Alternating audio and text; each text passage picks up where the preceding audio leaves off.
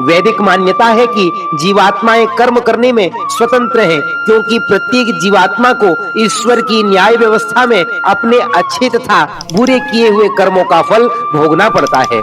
शुभ कर्मों का फल सुख तथा अशुभ कर्मों का फल दुख जीवात्माएं भोगती हैं। अब प्रश्न यह है कि कर्म क्या है?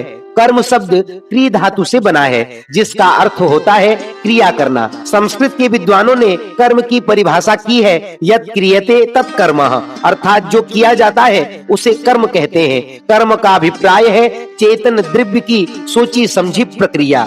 जड़ द्रव्य की क्रिया कर्म नहीं कहलाती। पृथ्वी पर अपनी धुरी पर घूमना, सूर्य की ग्रहों द्वारा परिक्रमा करना क्रिया तो है, कर्म नहीं।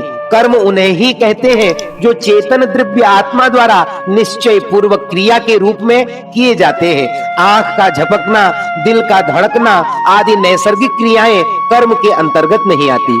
प्रश्न यह होता है कि कर्म का आरंभ कब से हुआ? तो इसका सीधा उत्तर है जब से शरीर तथा आत्मा का संबंध हुआ।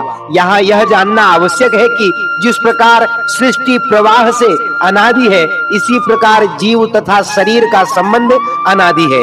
इसलिए कर्म भी प्रवाह से अनादि है, अतः कर्म का आरंभ नहीं होता। कर्म और जीवात्मा का स्वाभाविक संबंध है, अतः जीवात्मा बिना कर्म के नहीं रह सकता। महर्षि पाणिनि ने अष्टाध्यायी में स्वतंत्र कर्ता सूत्र द्वारा कहा है कि कर्ता कर्म करने में स्वतंत्र है। कर्ता यदि चाहे तो कल्याण का कार्य करे, अर्थात परोपकार करे, दीन दुखियों की सेवा करे, अथवा अशिव अर्थात अन्याय, अत्याचार, चोरी, बलात्कार इत्यादि करे, परंतु उसका फल उसके हाथ में नहीं है।